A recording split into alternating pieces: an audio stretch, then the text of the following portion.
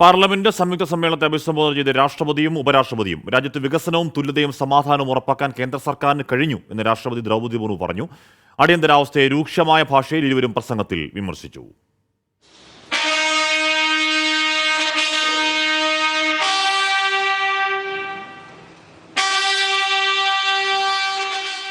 പരമ്പരാഗത രീതിയിൽ പാർലമെന്റിലെത്തിയ രാഷ്ട്രപതിക്ക് ലഭിച്ചത് ഊഷ്മള സ്വീകരണം. ചെങ്കോലിന്റെ അകമ്പടിയോടെ ലോക്സഭയിലെത്തിയ രാഷ്ട്രപതി 18ാം ലോക്സഭയിലേക്ക് തെരഞ്ഞെടുത്ത എല്ലാ അംഗങ്ങളെയും അഭിനന്ദിച്ചു. മോദി സർക്കാരിന് 3ാം തവണയും മികച്ച ഭൂരിപക്ഷത്തോടെ അധികാരത്തിലേക്ക് മടങ്ങാൻ സാധിച്ചത് രാജ്യത്തുണ്ടായ വികസനത്തെ മുൻനിർത്തിയാണ്. പരീക്ഷാ ചോദ്യപേപ്പർ ചോർച്ചയുമായി ബന്ധപ്പെട്ട് കർശന നടപടികൾ സർക്കാർ സ്വീകരിച്ചു കഴിഞ്ഞു. അടിയന്തരാവസ്ഥ വിതച്ച ഭീതിയുടെ നാളുകളിൽ നിന്നാണ് രാജ്യം ഇപ്പോൾ ജനാധിപത്യത്തിന്റെ സുഗന്ധം അനുഭവിക്കുന്നതെന്നും രാഷ്ട്രപതി വ്യക്തമാക്കി. दुनिया देख रही है कि भारत के लोगों में लगातार तीसरी बार स्थिर और स्पष्ट बहुमत की सरकार बनाई है. लोगों ने मेरी सरकार पर लगातार तीसरी बार भरोसा जताया.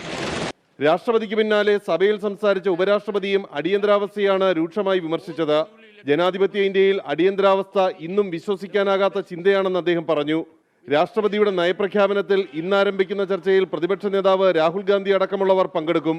ചർച്ചകൾ ഉപസംഹരിച്ച് പ്രധാനമന്ത്രിയാകും നന്ദി പ്രമേയ ചർച്ചയ്ക്ക് മറുപടി പറയുക. ആർ രാധാകൃഷ്ണൻ, 24, ഡൽഹി.